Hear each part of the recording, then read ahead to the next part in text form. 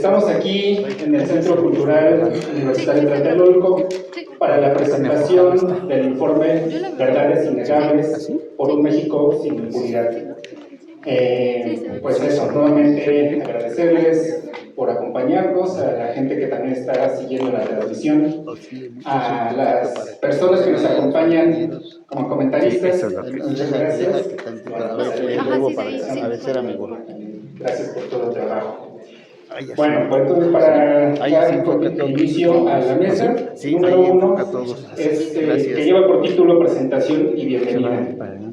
En primer lugar, la comisionada Eugenia Lear nos dará unas palabras de presentación. Adelante, comisionada. Buenas tardes.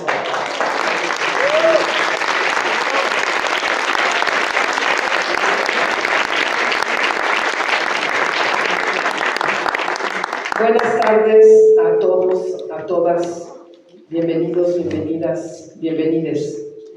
Nos da mucho gusto recibirlos hoy aquí, en este simbólico espacio del Centro Universitario Tlatelolco, donde hace 56 años se cometió un delito de lesa humanidad en contra de estudiantes, profesores, amas de casa, niños, niñas, habitantes del conjunto habitacional y paseantes. Obreros, campesinos. Gracias, muchas gracias al Centro Cultural Universitario por recibirnos en este recinto de la máxima casa de estudios del país. Los agradecimientos, en realidad, son más de 6 páginas del informe, no los voy a leer aquí. Pero sí me gustaría que realizáramos un reconocimiento a los y las testimoniantes, a quienes dieron su testimonio para este informe y para que sus palabras quedaran para el futuro. Algunos vinieron de lejos y les agradecemos muchísimo que estén aquí. También a quienes nos prestaron sus archivos personales y de colectivos, décadas de esfuerzos de investigación sobre sus familiares, sus compañeros. Hoy venimos a presentar el informe Verdades Innegables por un México sin impunidad. En el documento, que forma parte de los trabajos de la Comisión para el Acceso a la Verdad, el Esclarecimiento Histórico y el Impulso a la Justicia, que estuvo activa entre 2021 y 2024, se documentan violaciones graves a los derechos humanos cometidas durante ese periodo en contra de militantes políticos y sociales, como desaparición forzada, ejecución extrajudicial, tortura, desaparición forzada transitoria, detención arbitraria, prisión por motivos políticos, masacres, desplazamiento forzado interno, exilio político, violencia sexual, violencia reproductiva, tortura sexual, violaciones contra los niños, las niñas y adolescentes, ocupación militar de territorios y delitos de lesa humanidad. En el siglo XXI, pocas cosas producen más desencanto que la política. La política está pasada de moda. La política genera desconfianza. La política no gusta. Pero la política y lo político impregnan nuestras vidas. La impregnan tanto que las visiones sobre el pasado también tienen una carga política. Si estuviéramos en Argentina, en Chile, en Uruguay, no nos sorprendería escuchar diferencias en torno al pasado. Las batallas que se libraron en el pasado vuelven a resurgir en el presente. Izquierda y derecha, enfrentadas en un mundo bipolar de Guerra Fría. Tomaron distintos campos y desde ahí crearon sus discursos y su visión del mundo. Hoy, en muchos países de América Latina, vemos que nuevamente la izquierda y la derecha se enfrentan tratando de explicar lo que sucedió en el pasado. En México, no somos ajenos a estas batallas y a muchos silencios peligrosos. Algunos discursos desdibujan el pasado político que se vivió en el país entre 1965 y 1990, en el cual el proyecto autoritario dominante imponía su modelo económico apoyado por los sectores empresariales, el clero, los medios de comunicación. Mucho ha cambiado el país. Frente a ese modelo autoritario, muchas mexicanas y mexicanos se rebelaron, lucharon de distintas maneras, pacíficamente, violentamente, por las unas, con las armas, con las ideas, para transformar política y económicamente el país. El Estado reaccionó de manera violenta en contra de luchadores sociales y militantes políticos, igual que ocurrió en muchos otros países de la región. Igual que en México, En esos países se crearon comisiones de la verdad para estudiar y explicar la violencia desmedida que el Estado utilizó en contra de la población. La Comisión para la Verdad y el Impulso a la Justicia fue creada para estudiar la violencia de Estado entre 1965 y 1990, entendiendo que ese pasado se inscribió en los conflictos políticos en un mundo que vivía bajo la Guerra Fría. Esta comisión fue creada para esclarecer cómo el Estado utilizó una violencia planificada, organizada y sistemática que violaba los derechos humanos y afirmar que ningún Estado puede desaparecer, torturar o ejecutar extrajudicialmente a ninguna persona, a ningún luchador social o militante político, por su participación en la vida pública. Podría quizás detener, encarcelar, pero al desaparecer, al torturar y al ejecutar extrajudicialmente, viola las reglas elementales de la convivencia humana. Desde el comienzo del trabajo del Mecanismo para la Verdad y el Esclarecimiento Histórico, hubo grandes debates sobre qué se debía estudiar. No es algo extraño. Muy pronto, comisionadas y comisionados de otros países nos hicieron saber que las diferencias de interpretación son moneda corriente. Normalmente, una visión domina y acalla las otras, y las comisiones se presentan con un único informe. Eso mismo ocurrió en el Mecanismo de Esclarecimiento Histórico. Casi desde el primer día, hubo en el mecanismo quien dijo que había que desguerrillizar el periodo. Esa era la consigna. Pregunto, ¿desguerrillizar era despolitizar? ¿Quitar del centro a la política y sobre todo a los militantes de la izquierda? Queda pendiente la respuesta. Tuvimos arduas discusiones para decidir qué violaciones graves de derechos humanos debían ser incluidas. El mandato insistía en desaparición forzada, tortura y ejecuciones extrajudiciales. Todos estábamos de acuerdo en ampliarlas, pero no en cuáles. Fue difícil que se aceptara estudiar el exilio político.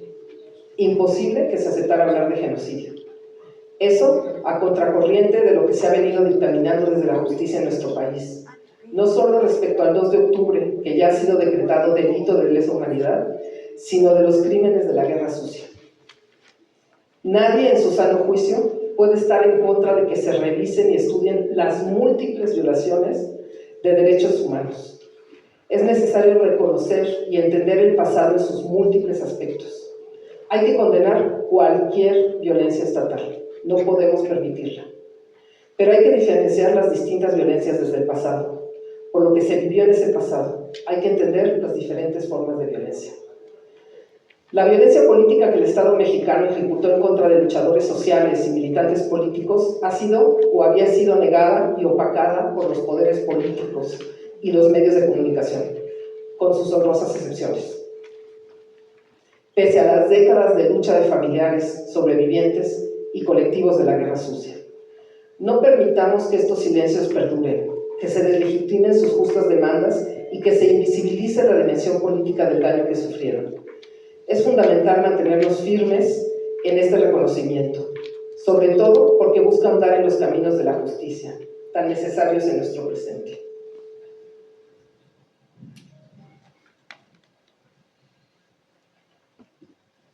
Para ir cerrando, me gustaría que hiciéramos un reconocimiento para todas las personas que sufren desaparición política forzada desde el periodo y hasta el día de hoy.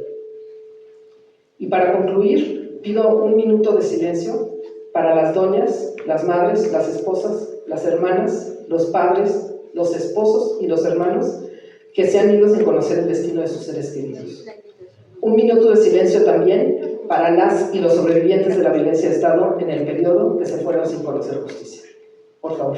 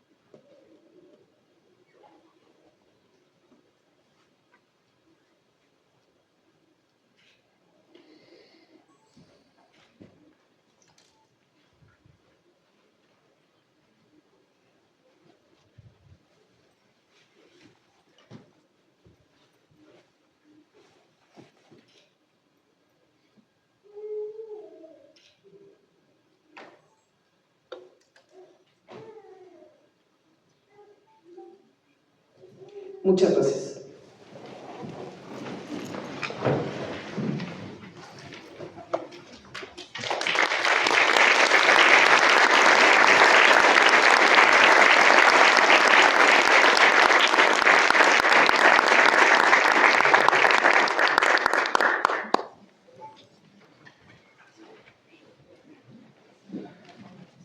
Muchas gracias, comisionada Eugenia. Bueno, ahora daremos el micrófono, en primer lugar, a Catherine Campos Mendoza y a Rubén Matías García, quienes nos hablarán sobre datos generales del trabajo que se realizó en estos años de la comisión, en el marco de la comisión, y también sobre la estructura del índice. Entonces, por favor, adelante. Buenas tardes a todas, todos y todes. Es un gusto que estén aquí acompañándonos. Yo quisiera comentar algunos elementos importantes que parten de este informe y que posteriormente en las otras mesas de trabajo veremos más a profundidad. Primero, contarles un poco de la conformación del equipo de trabajo. La comisionada Eugenia Ariel Montaño, quien participó de manera honoraria, además de 9 personas integrantes contratadas por Secretaría de Gobernación y 3 investigadores más que participaron de manera voluntaria. A su vez, contarles un poco del proceso de trabajo que inicia en 2022, en donde se elabora el plan de trabajo, los instrumentos, la metodología para ir trabajando, ¿no?, sobre los siguientes años. Para 2023, el año de la escucha, y le nombramos así porque, bueno, pues entre marzo y noviembre se realiza el proceso de trabajo de la investigación y también el levantamiento testimonial. A su vez, en 2024, en este año, pues viene el periodo de análisis, de sistematización de la información y también de la redacción del informe. También compartirles que se visitaron 14 estados de la República, que tenemos aquí en el mapa: Chiapas, Chihuahua, Ciudad de México, Guerrero, Hidalgo, Jalisco, Michoacán, Morelos, Nuevo León, Oaxaca, Puebla, Sinaloa, Veracruz y Yucatán. Pasamos a la siguiente, por favor. Sí. Bueno, también otra cosa importante es que se tomaron 227 testimonios individuales y colectivos y se consultaron 27 archivos públicos. Por mencionar algunos, tenemos a la AGN, Archivos de la Represión, Sedena, y se contó además con el acceso a 14 archivos personales de colectivos sobrevivientes y familiares. También tenemos una lista de personas desaparecidas de manera forzada, que se conforma de un listado de 1.103 personas, así como un listado de alrededor de 2.200 funcionarios públicos de distintos niveles de gobierno, así como de otras personas y grupos involucrados en este sistema represivo. Bueno, pues para hablarles ya un poco más de lo que es el informe, este informe se conforma de 4 tomos divididos en 14 capítulos, que suman un total de 2020 páginas, ¿sí?, de los cuales les hablará un poco más mi compañero Rubén. Hola, buenas tardes. Muchas gracias. También nos sumamos a los agradecimientos para la presencia de todas, todos y todas. La que sigue, por favor. Me toca a mí hablarles de manera muy sencilla y rápida sobre el índice que constituye el informe final. Verdades innegables por México sin impunidad. Como su nombre lo dice, se trata de un elemento muy importante, el poder estructurar toda la información que recabamos, todos los análisis que se pudieron plasmar para constituir este informe, que es una explicación histórica, como viene en el mandato de creación del mecanismo de crecimiento histórico. Podemos agrupar la información que viene en los 4 tomos en 3 grandes secciones. La primera sección contiene elementos que nos permiten tener una introducción general a lo que va a ser presentado, a esta explicación histórica. Tal vez sí mejor. Se dice mucho el sonido, ¿verdad? A ver, si me muevo aquí, mejor. Bueno, les decía, no, seguí igual que hacia adelante. Eso es. Entonces, les decía, en el primer bloque vamos a tener elementos fundamentales para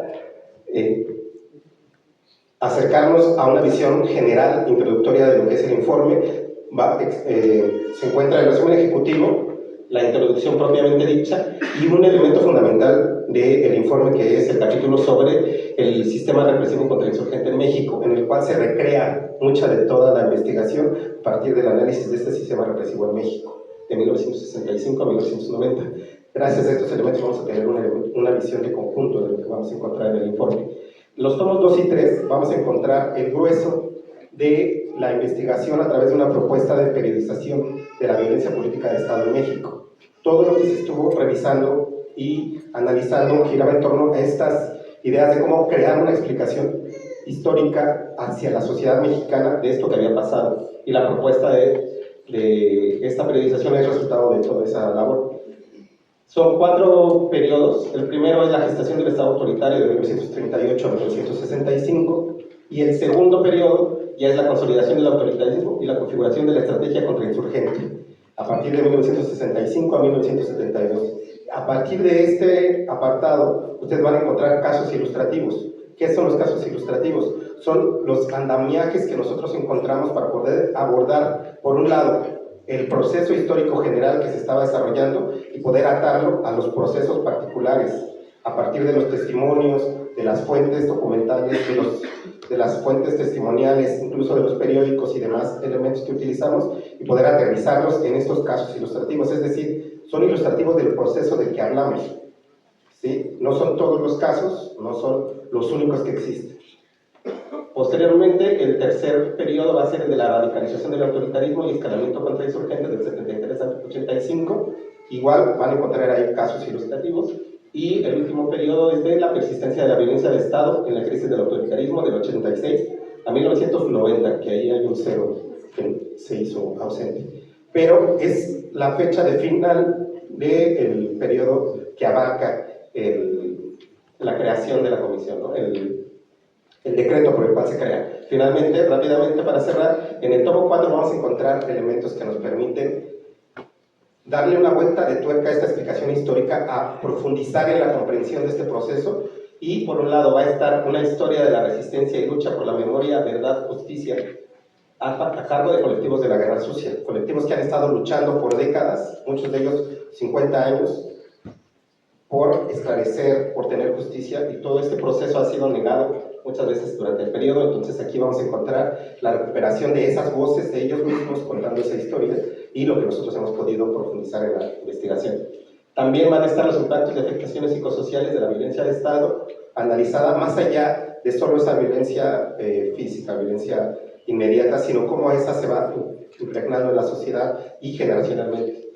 El papel de las Fuerzas Armadas también va a ser muy importante en la ruta de esclarecimiento desde aquella época hasta la actualidad. Entonces esto va a ser también un elemento fundamental para entender los alcances, logros, pero también las limitaciones y obstáculos que tuvimos en el proceso. Finalmente están las listas de las que ya hablaba Katy sobre personas desaparecidas y sobre funcionarios públicos que fueron perpetradores.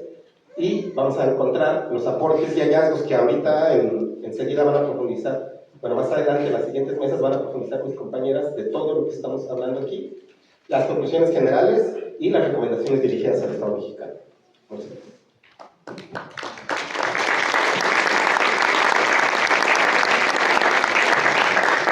Muchísimas gracias por compartir los datos generales del trabajo. Ahora les voy a pedir por favor a Julio César Espinosa Hernández y a Edith López Ovalle que nos hablen acerca del trabajo de investigación documental y testimonial, que nos expliquen en términos muy generales en qué consistió este trabajo. Por favor. Adelante. Gracias, sí me escuché bien, ¿verdad? A grandes rasgos, el trabajo de investigación documental, que es como uno de los pilares fundamentales que dieron forma a este informe, el otro es la investigación testimonial. En el trabajo de archivos tuvimos dos escenarios generales. Uno fue los acervos a libre consulta que nos proporcionaron los colectivos, las organizaciones, familiares, sobrevivientes, así como también los archivos que están abiertos a consulta pública, el Archivo General de la Nación, archivos de universidades, organizaciones civiles, que cooperaron en todo momento, compartieron sus archivos, dejaron digitalizar, haciendo notas, fotografías de todos sus acervos. Por otro lado, fue inevitable encontrarnos con dificultades, ¿no? Largas esperas en el proceso de solicitudes, de entrega de los documentos. Quizá el caso que más resalta es el de la Dirección General de Archivo e Historia de la Sedena, el archivo militar, que fue como uno de los objetivos sobre los que más se planteó el interés en torno a el trabajo documental para este informe. Vamos a la siguiente. Y precisamente profundizando en el archivo de la Sedena, la Dirección General de Archivo e Historia tiene la mayor parte de sus acervos son de carácter, lo que nos encontramos al haber entrado es que es un archivo de carácter administrativo. Por lo tanto, mucha de esa información no fue tan relevante para los temas de investigación que integran el informe. Sin embargo, pudimos ir encontrando expedientes, series documentales, pero no fue fácil el camino, porque las Fuerzas Armadas no nos entregaron instrumentos de consulta, entregaron algunos inventarios generales que traían información precisa, que ni siquiera coincidía muchas veces con el contenido de las series documentales.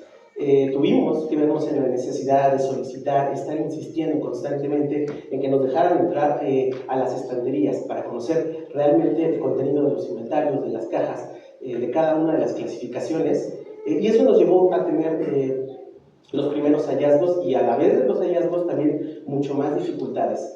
A lo largo de poco más de un año de trabajo del grupo de trabajo en archivos militares se revisaron cerca de 1.500 expedientes, todos ellos, o la mayor parte de ellos, de interés para cada uno de los contextos en los que se enfocó el mecanismo de esclarecimiento histórico. En el caso del trabajo que desarrollamos aquí en la investigación con la comisionada Eugenia Aguirre, hubo muchos expedientes que encontramos relevantes, pero que no nos permitieron consultar. Por ejemplo, está el caso de un expediente de aproximadamente 200 hojas que llevaba por título Cronología del accionar de los grupos armados. Un expediente que estaba fechado con documentos de 1964 a 1994. Y sin embargo, el pretexto fue que como 64 y 94 eran años que no estaban en el mandato, no podíamos realizar todo el expediente. Y ese es uno de tantos casos que tuvimos ahí presentes. En este sentido, bueno, creo que un aprendizaje que nos quedó es, sí, es necesario solicitar la apertura de los archivos militares, pero también ahora hemos conocido muchos expedientes que son de interés, que son relevantes, y no nada más pedir que nos abran las puertas del archivo, sino pedir documentación que ya conocemos, que sabemos que existe, y ser muy precisos en esas solicitudes, porque si no va a volver a suceder lo mismo, la puerta se abre y pues hasta ahí queda. Pasamos a la siguiente, por favor. Y bueno, ya para ir cerrando esta parte del trabajo en archivo, el equipo consultó 43 archivos. De estos 43, 39 se transfirieron al equipo técnico, que a su vez los va a integrar al archivo histórico de la comisión. 4 de estos archivos se mantuvieron como reservados por la petición de sus propietarios, que nos compartieron para llevar a cabo la investigación, pero que no quisieron integrarlos, sobre todo para proteger sus datos, su información, su propia seguridad. Respetamos esa petición y entonces esos documentos y esos archivos no los transferimos. Eso es lo que podríamos resumirles en torno a la investigación documental. Le cedo la palabra a Joel.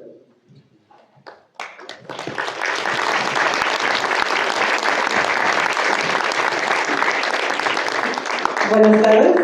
De pie pone más nervioso, pero bueno. Bueno, nosotros con relación a la investigación testimonial, pues les contamos que pues creamos instrumentos de trabajo para la sistematización, el resguardo del archivo oral y también para el archivo escrito, o sea, las transcripciones.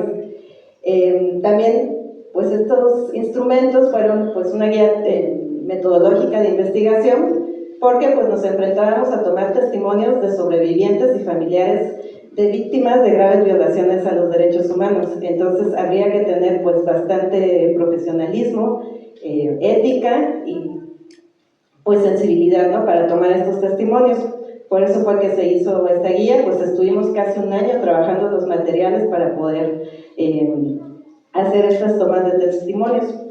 Y otro instrumento muy importante es el consentimiento informado, porque en ese consentimiento es un documento en el que nosotros con los testimoniantes fuimos estableciendo cómo íbamos a utilizar esos testimonios, si se van a hacer de manera pública, si van a ser con reservas, si si se puede compartir en su totalidad, si puede ser solo una parte. Entonces ese documento es como muy importante para poder trabajar con los testimonios. Y bueno, pues también trabajamos con toma de testimonios desde el año 2022 hasta el 2024, casi que hasta julio de 2024, o sea, hasta hace muy poquito seguimos tomando testimonios y no hemos terminado. Esperemos que se dé una continuidad a estos trabajos porque sabemos que nos falta todavía tomar muchos más testimonios. Bueno, nosotros alcanzamos a tomar 227 testimonios, tanto individuales como colectivos, de sobrevivientes y familiares, como les decía, de víctimas de graves violaciones a los derechos humanos. También visitamos 14 estados del país y tomamos algunos testimonios por Zoom. Cabe destacar que nos prestaron espacios de instituciones del Estado, de ONGs y sobre todo, principalmente, los domicilios particulares de las y los testimoniantes. Por eso les agradecemos mucho porque sin ese apoyo no hubiéramos podido hacer todo este trabajo. Y bueno, finalmente el equipo recopiló audios, transcripciones, fichas de entrevistas y consentimientos informados de 188 testimonios individuales, 39 colectivos y 14 de ellos fueron dados de manera anónima. Bueno, decirles que pues estos testimonios han sido una fuente fundamental, ¿verdad?, para la realización de este informe final y pues agradecemos mucho a las personas que nos dieron sus testimonios. También nombrar que estamos compartiendo quienes solicitaron su testimonio, que se los compartamos, se los podemos dar en audio, y las transcripciones les pedimos que todavía nos esperen un poquito porque ya estamos por finalizarlas, pero pues sí es un proceso mucho más tardado. ¿Le puedes dar para atrás? Ya se me adelantó el compañero. Bueno, quisiera solamente para terminar con esta parte de la investigación testimonial pedirles a las y los testimoniantes que se encuentran en esta sala, si así lo desean y se sienten cómodas y cómodas, que se pongan de pie porque para que les identifiquemos y pues para darles un agradecimiento público, porque de verdad que sin su valentía, sin su memoria, sin ese resguardo de tantos años de la memoria, de lo que vivieron y lo que han luchado, no hubiéramos podido hacer este informe. Entonces, yo por ahí veo algunas segundos y quisiera que debemos a este informe y para México. Gracias.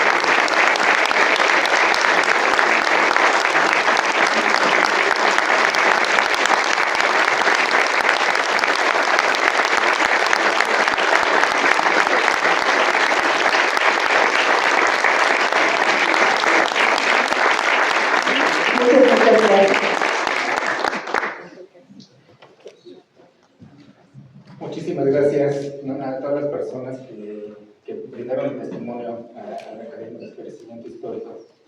Gracias, Edith, Julio, por explicarnos la parte del trabajo documental y testimonial. Ahora daremos la palabra a las personas que nos acompañan para comentarios. Les agradecemos también enormemente el que nos acompañen este día. Y entonces, menciono en primer lugar, le pido la palabra a Froilán Enciso, que es de la Unidad para la Defensa de los Derechos Humanos de la Secretaría de Gobernación. Muchas gracias, Froilán, por estar con nosotros, nosotras. Muchísimas gracias a ti por otorgarme la palabra. Creo que de este lado no se vicia el sonido, entonces es posible el hablar desde aquí. Entonces, pues agradecerles mucho, muchísimo esta invitación, sobre todo a quienes mediante su fuerza de trabajo, hay que decirlo, lograron que tuviéramos este producto ahora, este gran informe sobre las verdades innegables en nuestra historia sobre las verdades que hay que ir develando poco a poco. Gracias a la doctora Eugenia Díaz Montaño y por supuesto a los que nos acaban de exponer, don Rubén Matías, a Catherine Campos, Edith López Ovalle, Julio Espinosa, César Vilchis. Muchísimas gracias por haber presentado esa síntesis del informe Verdades Innegables y varias reflexiones sobre este oscuro periodo de nuestra historia. Fíjense que en términos personales podría compartirles pues muchas, digamos, afinidades y experiencias. Ya hemos tenido oportunidades en reuniones privadas sobre el difícil trabajo del historiar, porque pues también soy historiador, y de historiar estos temas que también me atañen familiar y personalmente. En mi natal Sinaloa, donde muchas de las personas con que crecí pertenecieron precisamente a la Liga 23 de septiembre. Pero no es el punto, el testimoniar en este momento, ¿verdad? Entonces, me ceñiré a un mensaje que debo transmitirles en mi calidad de titular de la Unidad para la Defensa de los Derechos Humanos de la Secretaría de Gobernación. Pues saludo con mucho gusto a don Jesús Peña, del Alto Comisionado de las Naciones Unidas para los Derechos Humanos, a la compañera Gabriela Pulido, del Archivo General de la Nación, a María de Betty Herri, muchísimas gracias, y a Felipe Ávila, camarada historiador también, Felipe Ávila, del INERM. Y aprovechando que por acá veía también que estaba el director de este flamante, hermoso y emblemático Centro Cultural, Jacobo Dayan, muchísimas gracias a Jacobo y a todo el equipo de este Centro Cultural por permitirnos tener este evento.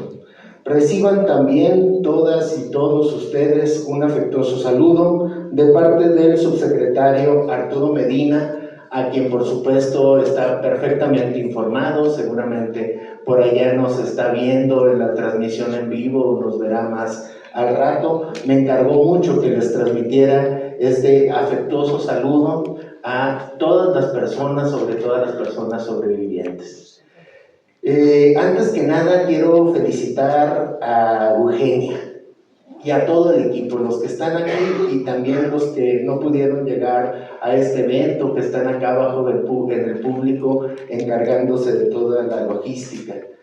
Han hecho una amplia investigación y no solo lo hicieron, sino que tuvieron como el arrojo de ponerle en blanco y negro, el arrojo de ponerle todas esas horas que implica el trabajo editorial y de cumplirnos, tenerlo aquí, hacerlo público frente a las personas que testimoniaron y frente a todo el pueblo de México.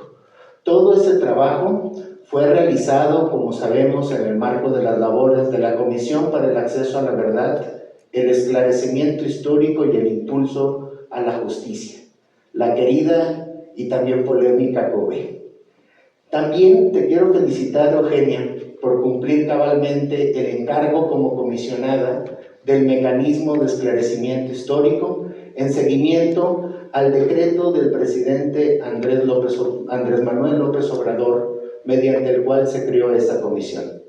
En ese sentido, resaltar que el trabajo de la comisionada estuvo totalmente enfocado a la violencia política que padecieron miles de luchadores y luchadoras sociales y sus familias durante el periodo 1965 a 1990, este periodo que durante muchos años conocimos como la Guerra Sucia. El informe que hoy nos presentan es un gran esfuerzo para avanzar en el proceso de construcción de una narrativa histórica detallada, basada en una rigurosa búsqueda de la verdad sobre lo ocurrido hace más de 50 años durante el régimen autoritario de Partido Único. Este informe del Mecanismo para el Esclarecimiento Histórico recopila y analiza testimonios y documentos que nos ayudan a comprender con más profundidad las dinámicas de la violencia política de aquella época, los grupos contra los cuales estuvo dirigida, las posibles personas e instituciones responsables, entre otros elementos de gran importancia. Me gustaría también aprovechar este espacio para aclarar que mientras el trabajo del equipo encabezado por la doctora Alier evidenció violaciones graves contra grupos estudiantiles y sindicolaborales, organizaciones político-militares y colectivos de defensa de derechos humanos, el equipo dirigido por los otros 3 comisionados ahondó en contextos mucho más amplios en los que el Estado ejerció violencia letal contra miles de personas. De estos contextos, de acuerdo con el objeto y el periodo establecido por el decreto de creación de la COBE, se retoman 3. El de comunidades campesinas, indígenas y afromexicanas en primer lugar. En segundo lugar, las disidencias políticas de un amplio espectro ideológico. Y en tercer lugar, el periodismo y las limitaciones a la libertad de expresión. Después de una cuidadosa valoración desde la presidencia de la comisión, se consideró que estos 3 amplios contextos abonan a explicar todo el trabajo de la doctora Alier y de todo el equipo, que estuvo más enfocado en los principales grupos que padecieron de violencia política. Remarco, violencia política, tal como lo establece el objeto del decreto de la creación de la COBE que recién terminó el 30 de septiembre. También quiero aprovechar este espacio para informarles que precisamente el 25 de septiembre, y digo informarles es un decir porque muchos de los presentes estuvieron en esas reuniones, el subsecretario Arturo Medina, como presidente de la COBE, encabezó una reunión virtual con colectivos de familiares de víctimas y sobrevivientes de la violencia política de aquel periodo, donde les hizo de su conocimiento el informe final de la comisión. Después de una serie de reuniones de trabajo que el equipo de la subsecretaría sostuvo con la mayoría de ellas y de ellos. A esta sesión asistieron las personas titulares de las instancias que encabezan los instrumentos de la recién concluida COBE, entre las que se encontró la doctora Eugenia Alier como comisionada representante del Mecanismo de Esclarecimiento Histórico. También contamos con la asistencia de la fiscal especializada en materia de derechos humanos de la FGR, la Comisionada Nacional de Búsqueda de Personas y la Comisionada Ejecutiva de Atención a Víctimas. Quiero compartirles que el informe final de la COBE sintetiza los trabajos de estos instrumentos en materia de búsqueda, esclarecimiento histórico, avance de las investigaciones judiciales, reparación y memoria. Por ejemplo, destacan los sitios identificados por la Comisión Nacional de Búsqueda que son relevantes para continuar en la búsqueda de las personas desaparecidas. De igual forma, enfatiza los trabajos del informe que hoy nos presenta la doctora Alier y su equipo respecto de la documentación de planes operativos y otros documentos que dan cuenta de la política contrainsurgente durante la época. También resalta los listados de las personas probablemente responsables y de sus líneas de mando en la comisión de los crímenes, la cual puede contribuir en la judicialización de los casos que eventualmente realizará la Fiscalía General de la República, que por cierto ha integrado las carpetas de investigación por crímenes como desaparición forzada y lesa humanidad, con la finalidad de que no prescriban nunca. Esto y otros elementos podrán ser consultados, ya son consultados en el informe final de la COBE y en sus anexos, los cuales incluyen el reporte final que presenta la doctora Alier el día de hoy.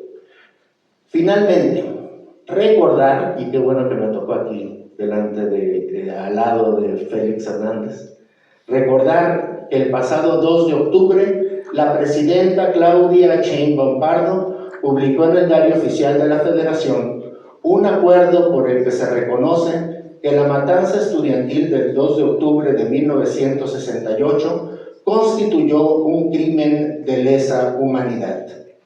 Compartirles también que ese mismo día, la secretaria de Gobernación, la licenciada Rosicela Rodríguez, ofreció en nombre del Estado mexicano una sentida disculpa a todas las personas que perdieron a alguien, siguen buscando a sus familiares o fueron víctimas de crímenes de lesa humanidad cometidos la noche del 2 de octubre de 68, con la firme convicción de que hechos como este no deben volver a ocurrir, es decir, la convicción con la garantía de no repetición.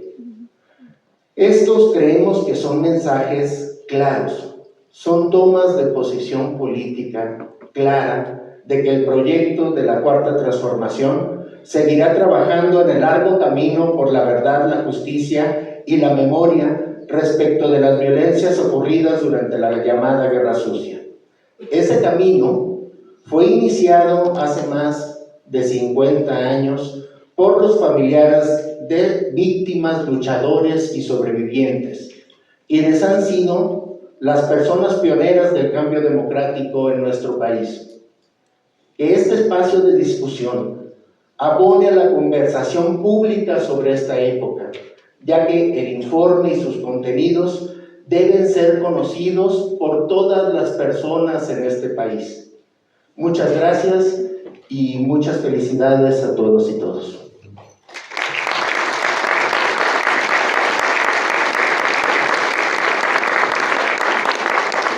Muchísimas gracias, Fernán.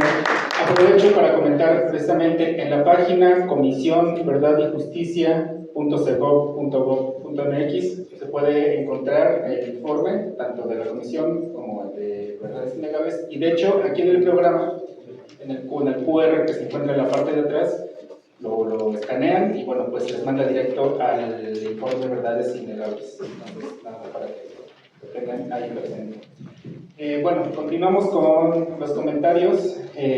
Vamos a dar la palabra ahora a Jesús Peña Palacios, representante adjunto de la Oficina en México del Alto Comisionado de las Naciones Unidas para los Derechos Humanos. Adelante, muchas gracias por acompañarnos, Jesús. Muchas gracias, muy buenas tardes a todas, a todos, a todes. Para la Oficina en México del Alto Comisionado de Naciones Unidas para los Derechos Humanos, desde luego que es un honor poder estar hoy aquí con todos ustedes, con las víctimas, con quienes nos acompañáis, por supuesto, a través de las redes, contigo, Kenia, con todo el equipo, con quienes me acompañáis aquí como comentaristas. De verdad, muchísimas gracias por esta oportunidad de participar en esta presentación del informe Verdades Innegables. Y tal como lo hemos hecho en otros espacios del mecanismo de esclarecimiento histórico, agradecemos la oportunidad que se nos brinda y expresamos nuestra disposición de seguir acompañando todos los ejercicios para colocar los trabajos que se han hecho por la Comisión para el acceso a la verdad, el esclarecimiento histórico y el impulso a la justicia de las violaciones graves a los derechos humanos cometidas entre 1965 a 1990 en la agenda institucional y social durante la presente administración.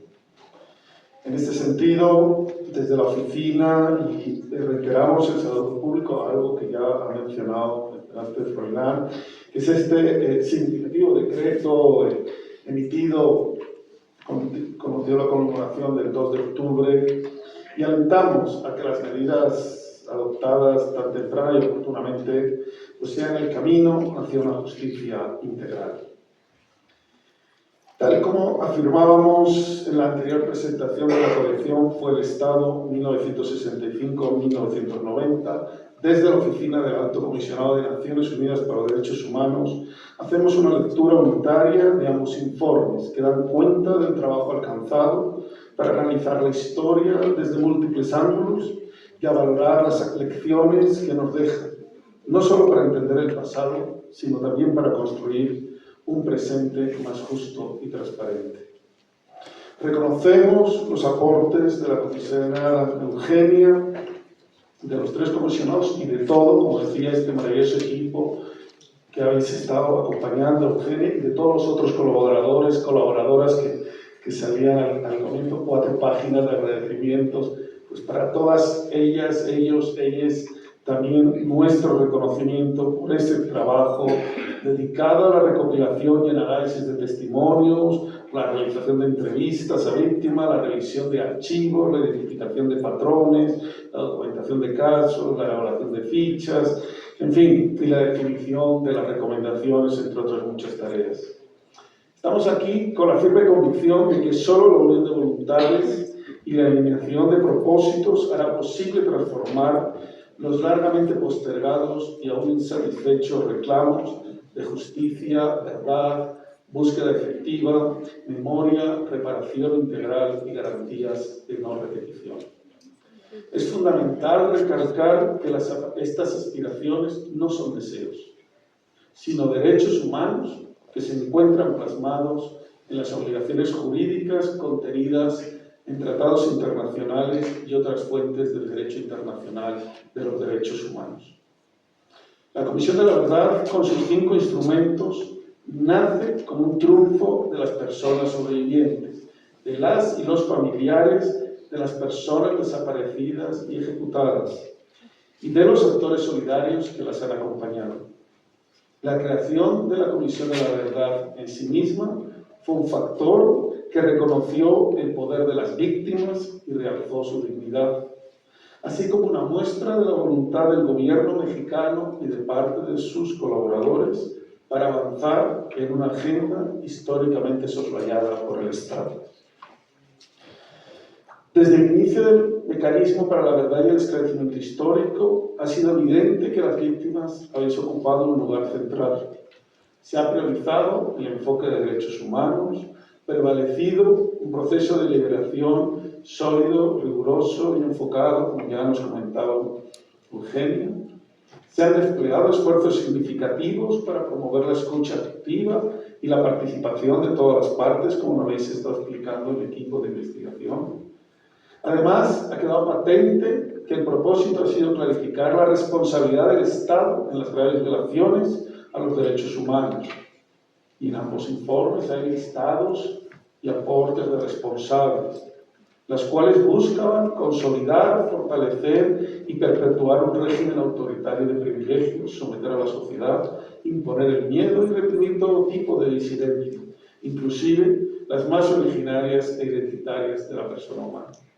Los desafíos han sido numerosos y significativos, y es fundamental destacar en particular, como ya lo habéis dicho y lo reitero, lo habéis estado exponiendo, las dificultades para lograr la colaboración de las Fuerzas Armadas y los cuerpos de seguridad e inteligencia, así como las barreras que aún impiden que los responsables enfrenten a la justicia y contribuyan a la búsqueda de la verdad. A pesar de los obstáculos y desafíos, así como de las discrepancias internas y de las expectativas acumuladas, confiamos que el informe que hoy se presenta, junto con el presentado en septiembre por los otros 3 comisionados, ofrezcan un mosaico que aún debe completarse.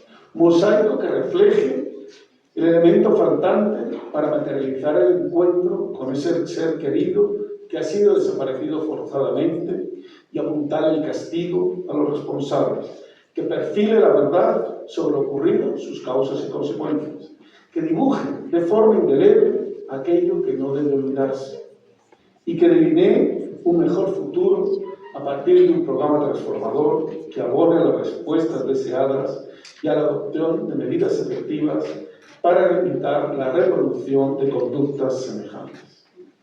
Nos encontramos ante una oportunidad histórica para favorecer la memoria colectiva y garantizar un futuro en la que la justicia y la verdad sean pilares del Estado, recordando que la memoria no solo recordar, sino un acto de transformación en la búsqueda de la verdad y la rendición de cuentas.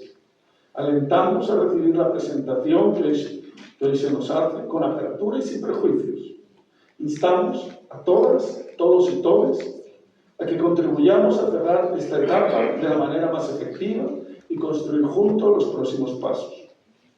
Como expresó un familiar de una persona desaparecida en una reciente reunión, queremos certeza sobre lo que se viene.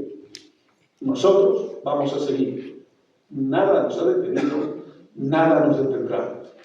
Concluyo reiterando el compromiso de la Oficina en México del Alto Comisionado de Naciones Unidas para Derechos Humanos de seguir acompañando a las víctimas y a las sobrevivientes, a las autoridades y a las organizaciones acompañantes, a los sectores de la academia y del periodismo, así como a todos aquellos actores comprometidos con la ardua tarea de construir un mundo justo, integrador y sostenible, basado en la confianza y en el respeto a los derechos humanos, que promueve la inclusión, la no discriminación, la pluralidad y la tolerancia, que rechaza el abuso de poder y la arbitrariedad y combate la impunidad. Muchas gracias.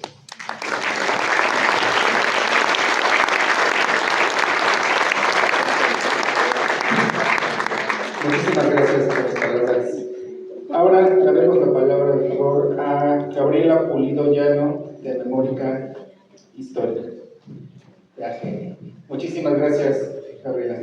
No, pues muchas gracias a ustedes. Buenas noches, buenas tardes. Los saludo con mucho respeto a todos. Pues no hay plazo que no se cumpla, ¿no? Ni punto final que no se pueda poner. Pues me honra haber formado parte de ese proceso, ¿no? Este proceso al que nos invitaron desde un principio, hace ya unos años. Y bueno, encontrarme aquí con mis compañeros del Comité para el Impulso a la Memoria, Fritz Klockner, Felipe Ávila, mis compañeros, por supuesto, de Memoria Histórica. Recordar también que todo este proceso lo vivimos al lado de nuestros compañeros de Circular de Morelia, en particular con Camilo Vicente, con Mariana Gómez Godoy, con José Luis Soto. Y bueno, ha sido un gran aprendizaje.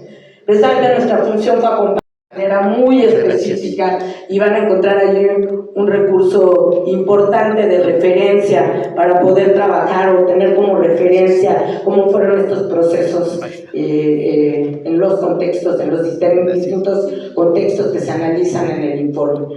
Y por último, decir que bueno, al no haber esta intención de apropiación, sino de acompañamiento y de confección de rigor, ¿no? Detrás de la elaboración, también hay un reconocimiento que yo les hago a todos los que elaboraron el informe, ¿no? Incluyendo a Felipe, que colaboró con la edición. Y en breve este informe va a estar de manera gratuita, descargable, si no es que ya ahorita nos comentará Felipe, descargable de manera gratuita en la página del INERM. Y con esto pues se ha buscado también que sea una memoria que no se vuelva a invisibilizar nunca, ¿no? Que llegue a todos los rincones, utilizando por supuesto todos los repositorios, todas las tecnologías, todas las posibilidades que nos brinda esa posibilidad, ¿no? Así que los invitamos a descargar el informe, a revisarlo y a llevarlo a todos nuestros contextos. Solamente así mantendremos viva una memoria que de hecho está viva, ¿no? Como lo han demostrado los colectivos, los sobrevivientes, sus familias. Así que no me queda más que, pues eso, se felicita, pero también se agradece, ¿no? Por supuesto a toda la gente que aquí colaboró, están aquí presentes, y por supuesto con el equipo que logró articular de una manera de verdad muy especial toda la información que se recopiló. Muchas gracias.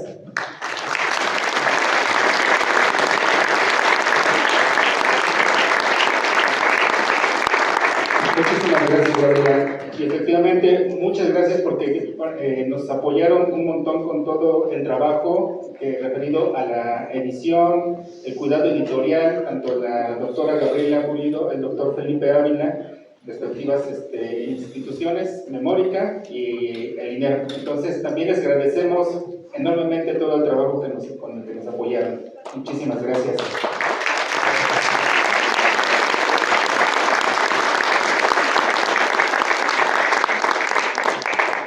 Muy bien, continuamos con nuestras personas comentaristas y damos la palabra ahora a María de Becky, de Artículo 19. María, muchas gracias por acompañarnos. Adelante. Hola, muchas gracias a todos, todas, todos por estar acá. A Eugenia, al equipo que sabemos que ha trabajado con todo el corazón, con todo el compromiso durante este tiempo del trabajo de la Comisión de la Verdad. La verdad me emociona mucho estar acá, es un momento importante para nosotras, para nuestra historia como país, esta presentación, pero sobre todo este informe y los trabajos que hizo la Comisión en su conjunto, los cinco mecanismos en términos de lo que se viene, ¿no? Ya decía Jesús cómo la memoria no es algo del pasado, sino una construcción de cómo construimos el pasado desde el presente para el futuro, ¿no? ¿Qué futuro queremos de país y como sociedad? Estamos 50 años tarde y 30 años tarde de muchos países y 20 de otros, pero todavía estamos aquí, estamos muchas personas que seguimos con el compromiso. Desde el artículo 19 somos una organización de derechos humanos que trabaja por la libertad de expresión y el derecho a la información, y hemos acompañado desde el inicio los trabajos de la Comisión de la Verdad. Firmamos un convenio con el Mecanismo de Esclarecimiento Histórico, justamente porque entendemos la importancia de estos trabajos y de este momento. Y vemos el informe publicado por CEGOP, que es un resumen ejecutivo, en donde se habla de 3 puntos fundamentales, que son los sitios de interés para continuar la búsqueda de personas desaparecidas de 1965 a 1990, los planes y operaciones contra insurgentes durante el periodo de violencia de Estado, y las líneas de mando y personas responsables de los crímenes cometidos durante este periodo contra insurgente, durante el periodo conocido como Guerra Sucia. Todo esto nos habla de patrones, personas, lugares, víctimas. Se reconoce una sistematicidad, se habla de la planeación, de los operativos que hubo, de quiénes mandaron esos operativos, quiénes firmaron, quiénes los llevaron a cabo. Este informe, sus recomendaciones, son una ruta a seguir para el Estado. El Estado cumplió la primera casillita, le podemos poner palomita en términos de publicar en su página este resumen, pero para que realmente se cumpla con el compromiso del Estado y con los deberes del Estado en términos de lo que se plantea en el decreto, pensamos que es importante hablar de los 5 mecanismos de este informe y de qué tiene que hacer el Estado en cada uno de estos mecanismos, ¿no? En términos de la búsqueda, pues se destacan 26 líneas de investigación en el informe del Estado, en el informe de la Secretaría de Gobernación, en donde, siguiéndolos con respecto a las perspectivas que ya se han hecho desde la Comisión Nacional de Búsqueda, podríamos dar el paradero y la suerte de las personas desaparecidas. Repito, llevamos más de 50 años de tardanza, de saber qué pasó con cada uno de ellas, cada uno de ellos, y nos siguen faltando siempre, todos los días, y a todas las personas. Y aquí hay una ruta de dónde buscarles. En términos de reparación, se habla de reparación integral, y acá me gustaría hacer también una reflexión profunda, o que tengamos cada quien una reflexión profunda sobre la estrategia de seguridad. ¿Cómo planteamos la no repetición en un país con una creciente militarización, en donde, si vemos cada uno de estos informes, pues el actor clave es la Sedena, el Ejército Mexicano? ¿Cómo podemos hablar de no repetición con este grado de poder que tiene el Ejército Mexicano como principal institución que ha violado y sigue violando los derechos humanos en el país? En términos de verdad y de esclarecimiento histórico, por supuesto que hay que recuperar la totalidad de los hallazgos de los 2 informes, Fue el Estado y Verdades Innegables, y también darles difusión, no solamente subirlos, que ya es un primer paso, pero es deber del Estado también hacer campañas de difusión de cada uno de estos informes, llevarlos a las escuelas, incluirlos en los libros de texto, etc. Y en términos de memoria, pues estuvimos justamente trabajando varios años ya con el equipo de Impulso a la Memoria sobre la ley de memorias que se quedó en pausa, ¿no? Medio congelada, y ahí venía todas estas tareas que le tocan al Estado, de crear espacios de memoria, pero también de cuidar y garantizar la seguridad y la permanencia de los espacios de memoria, los sitios de memoria, las conmemoraciones que hagamos desde la sociedad civil.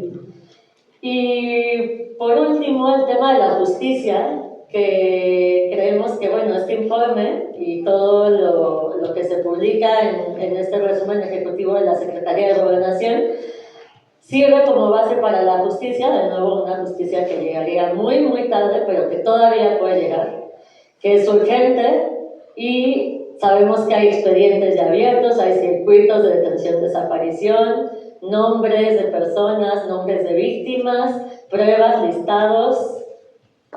Entonces, la justicia puede llegar, ¿no? Y le toca al Estado empujar, garantizar esa justicia, y nos toca a la sociedad civil, a cada una de nosotros y nosotras, seguir demandando que esta justicia nos sea garantizada.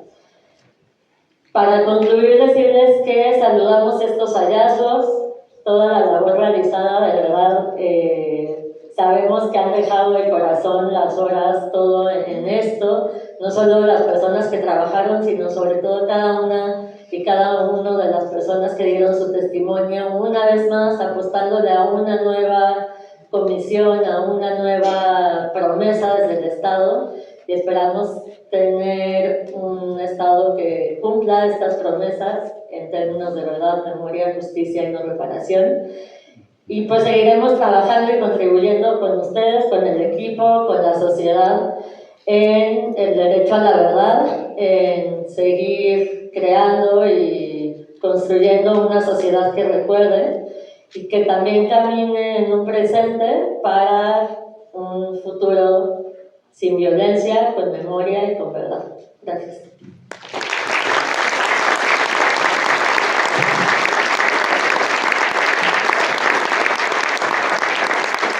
Muchísimas gracias, María, por tus palabras y por todo el acompañamiento al trabajo que se ha estado realizando todo este tiempo, y seguro por otros que se vendrán en el futuro.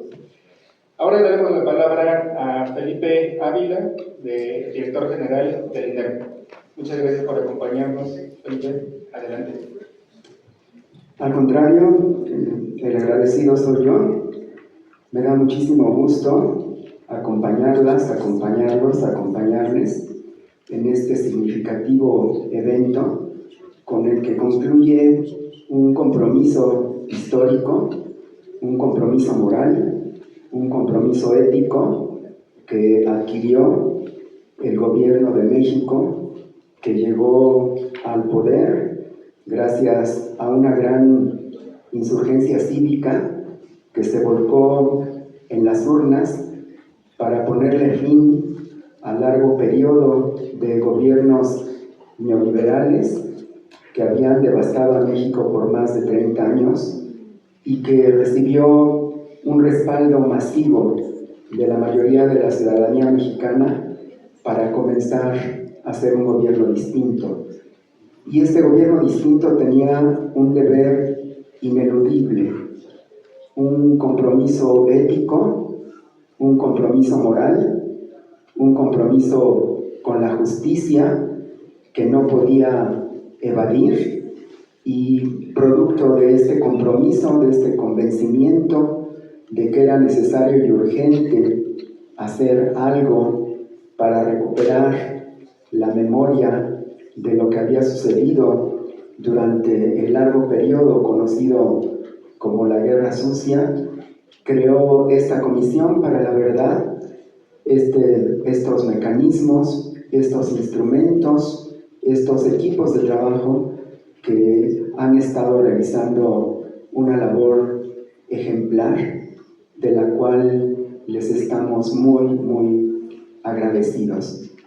Creo que cumplieron con esta encomienda que les hizo el Gobierno de la República a este mecanismo que presenta hoy el informe, encabezado por Eugenia Alier, por el equipo de mujeres y de hombres que la han acompañado en estos arduos trabajos, al igual que lo hicieron con los otros 3 mecanismos, con las otras comisiones que presentaron también un primer informe de su trabajo en las semanas pasadas, y con esto que hoy se entrega públicamente se concluye una primera parte muy importante de ese compromiso que había adquirido el gobierno de la República, que comenzó en 2018, de tratar de hacer justicia, de recuperar la memoria,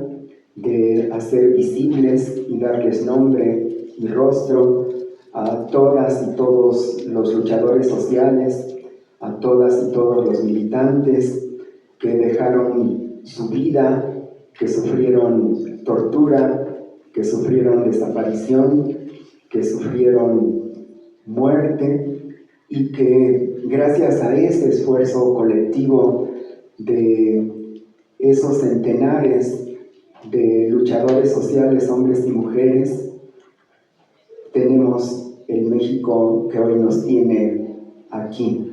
Era un deber ineludible que tenía el Estado mexicano de recuperar esa memoria histórica y incorporarla como una parte fundamental del desarrollo y el avance de las luchas populares y la construcción de una sociedad más justa, más equitativa y más democrática. Por muchísimos años, estos crímenes de Estado, estos crímenes de lesa humanidad, se habían ocultado, se había invisibilizado a las víctimas, se les había borrado de la historia. Se trataba de presentar una imagen distorsionada del México de esos años. Incluso se llegó a poner muchas veces como ejemplo a México de que, a diferencia de las dictaduras que habían asolado a todos los países latinoamericanos y a casi todos los centroamericanos, en México se gozaba de paz social, se gozaba de gobiernos estables, surgidos de un proceso revolucionario que había mantenido con dificultades el consenso y la dominación política sin recurrir a la violencia de manera sistemática como había ocurrido en otros países. Y sin embargo, desde hace años, la investigación histórica, pero sobre todo la resistencia, la lucha, la denuncia, la exigencia de los sobrevivientes hombres y mujeres y de los familiares hombres y mujeres de las víctimas de ese oscuro periodo, hizo que esto no quedara en el olvido. Creo que la decisión que tomó el anterior gobierno de la República de crear esta Comisión para la Verdad, además de una voluntad política de ahora sí hacerse cargo de un deber ineludible que tenía un gobierno democrático como el que había llegado al poder, fue posible sobre todo por la lucha de los colectivos, de los familiares, de los sobrevivientes, de las organizaciones de la sociedad civil, de los grupos que mantuvieron la exigencia de que era necesario esclarecer eso que había ocurrido y que no se podía olvidar. Creo que todo el trabajo que se estuvo haciendo desde la Secretaría de Gobernación ahora está rindiendo un encomiable fruto. Me parece que esto que hoy se presenta, al igual que lo que se presentó en las semanas anteriores, hace un cabal cumplimiento de esa encomienda y esa responsabilidad que adquirieron no con el gobierno de México, sino con el pueblo de México y sobre todo con los colectivos, con los sobrevivientes, con los familiares, con las organizaciones de la sociedad civil, con todos los grupos que en todos estos más de 50 años no han permitido que la memoria se pierda. Creo que es un primer paso. Desde luego somos conscientes de las dificultades que encontraron durante todos estos años, pero a pesar de ello me parece que lo que hoy nos han entregado es valiosísimo en términos de conocer lo que pasó, en términos de recuperar la memoria, en términos de comenzar a tratar de hacer justicia, reparación de daño y garantizar la no repetición.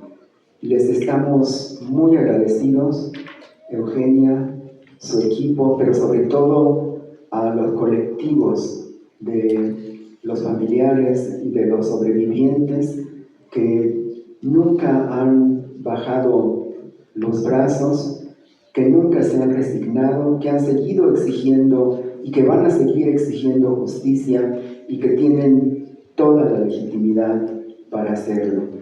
Desde las instituciones que hemos tenido la fortuna de acompañar este proceso con un trabajo muy modesto, muy pequeño, pero muy comprometido, la verdad es que les estamos infinitamente agradecidos y ojalá que este primer paso muy importante que ya se ha dado pueda continuar. Muchísimas gracias.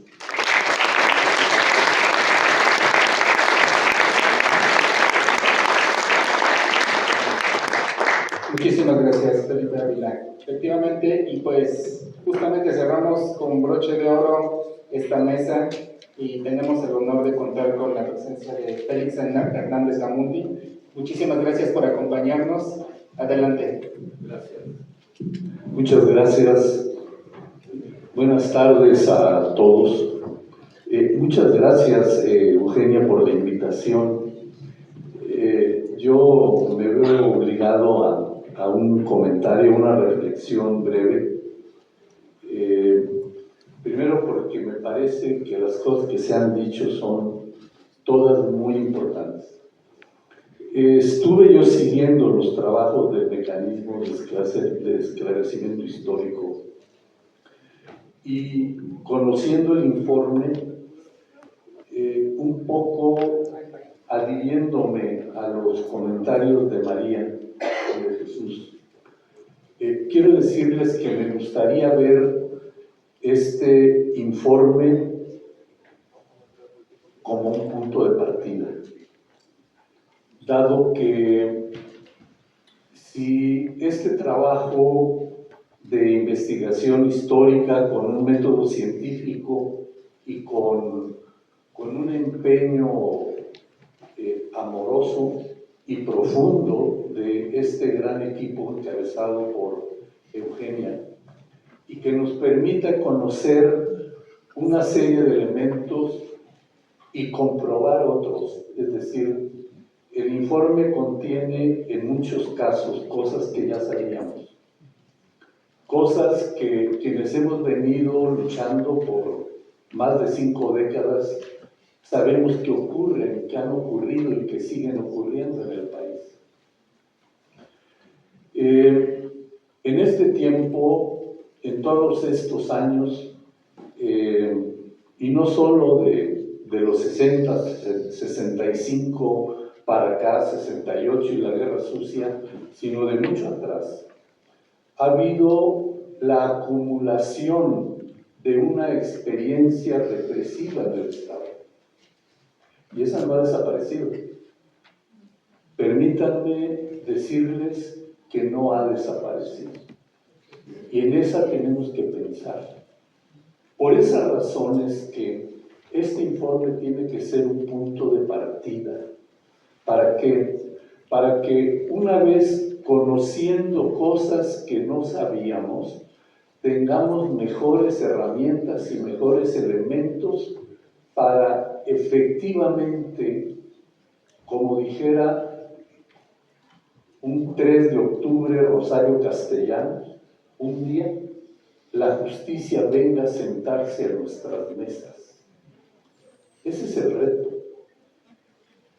Ese es el gran reto y la gran tarea que tenemos todos.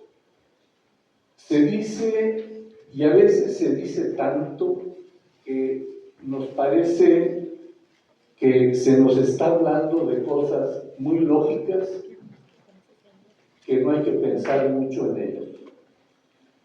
Pero este trabajo y los otros que se han presentado en otros días, muchos de los cuales yo tengo discrepancias, y como me han invitado a reflexionar, lo tengo que decir, de otra manera no sirve.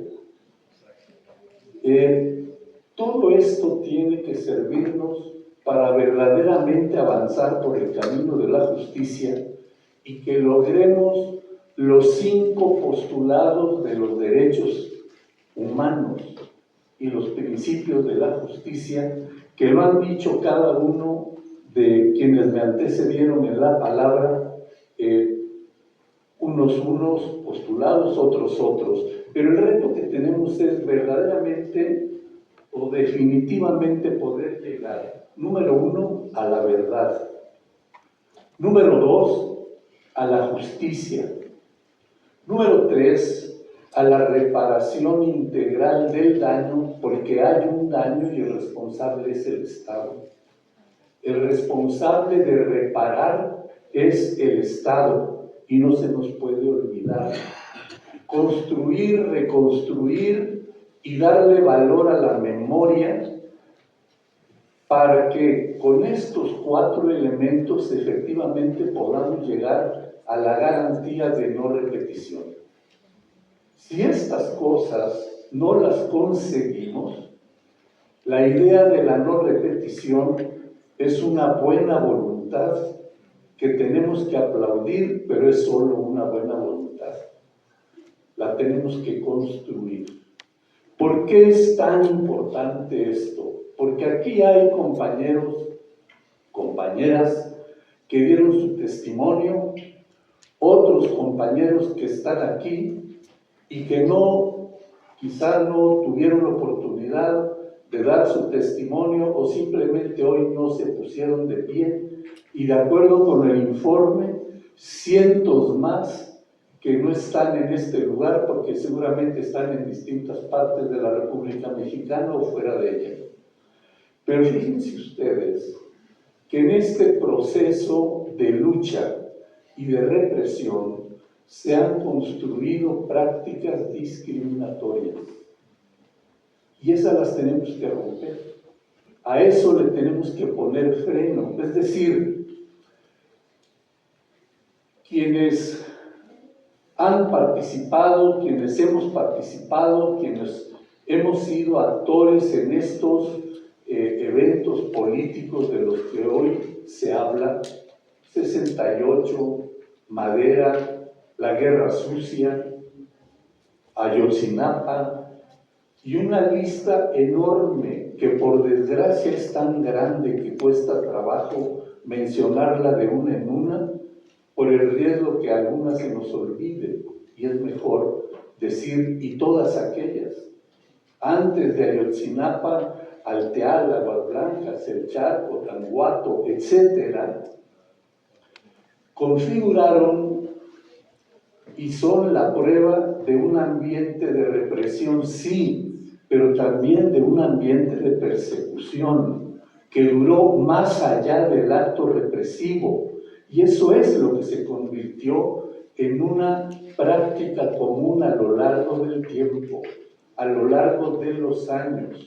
Y hoy que estamos recibiendo el informe del mecanismo de esclarecimiento histórico, mencionó Eugenia, y mencionaron varios de los demás compañeras y compañeros, lo importante que son, por ejemplo, los archivos de la Sedena, los archivos de las Fuerzas Armadas, porque tenemos que desmontar la idea de que solamente las Fuerzas Armadas nos pueden dar seguridad pública, como estaba criticando María. Tenemos que desmontar esa lógica y desmontar esas estrategias de seguridad pública basadas en fuerzas armadas que están preparadas para otra cosa, no para eso.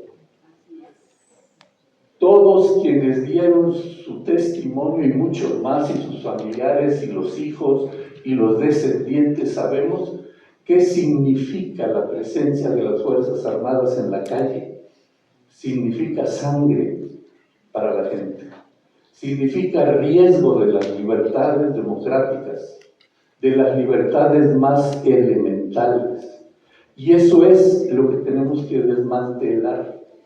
Y para eso creo que un trabajo como es de esta naturaleza tiene que ser un aporte fundamental. Yo celebro cuando Froilán dice: hay casos donde se va a proceder a llevar las querellas ante el Ministerio Público, ante la Fiscalía, pues. ¿Por qué razón?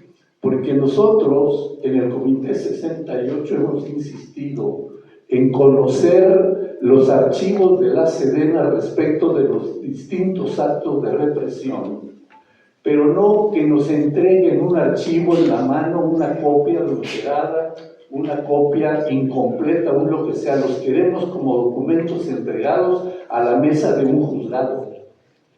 Porque una vez que un documento es entregado allí y está alterado y está manoseado, es exigible que lo completen, y quien lo entrega alterado está cometiendo un delito y es perseguible. Esa es la diferencia. Esa es la gran diferencia. Por eso, yo digo, cuando hablamos de reparación del daño, hablamos de una reparación necesariamente integral, porque hay que garantizar el nunca más, pero también hay que poder garantizar condiciones materiales, fíjense bien, para que las gentes que han sufrido esta violencia y que han sido discriminados tengan hoy condiciones para una vida digna. Y quiero que se entienda lo que estoy diciendo. Por eso tiene que haber una reparación en términos de acceso a la justicia, pero también en retribución que garantice estas condiciones. Hoy tenemos el reto, yo digo, de que hay que construir un nuevo modelo de justicia. El que hoy tenemos no nos sirve. La Suprema Corte de Justicia es indefendible, pero es indefendible todo el aparato de justicia. Es indefendible el Ministerio Público y las fiscalías y el sistema penitenciario, que es un molino de carne de pobres, que están allí por pobres, porque no tuvieron para pagar un abogado defensor y porque luego no tienen para pagar una fianza. Y de pronto son sentenciados a una cierta cantidad de años cuando ya pasaron en prisión 2, 3 y hasta 4 veces el tiempo que les dieron de sentencia. Y van a seguir todavía más tiempo porque no tienen los familiares y obviamente ellos tampoco para pagar una fianza. Por eso digo, están allí por pobres. El sistema penitenciario también tiene que cambiar. Miren ustedes, en la justicia militar hay una figura que se llama libertad bajo palabra de honor. ¿Qué quiere decir? Quiere decir que cuando hay un militar de cualquier rango sentenciado a una pena la que sea, por un delito no grave, siempre puede haber un oficial de rango mayor que diga: yo empeño mi palabra por la libertad de él, y equivale a una libertad condicional. Pero el procesado se va libre, y ese mismo procesado empeña su palabra con el oficial que empeñó la propia. ¿Por qué no puede un padre, una madre, un tío, un vecino empeñar su palabra por un hijo que está en esa condición? ¿Por qué no puede el barrio, la colonia, hacer eso mismo, teniendo el apoyo del Estado? De eso hablo cuando menciono la necesidad de un nuevo modelo de justicia. Yo agradezco de verdad el informe, muchísimas gracias. Creo que hay un gran trabajo detrás de todo esto, es un gran equipo. Espero, les invito a que lo tomen como apenas un punto de partida. Es un nuevo momento político en el país y lo tenemos que aprovechar, pero necesitamos, número uno, no dejar de luchar como lo hemos venido haciendo, y número dos, reforzar esa voluntad de lucha e involucrar cada vez más gente, porque tenemos que llegar a un momento luminoso de justicia. Muchas gracias.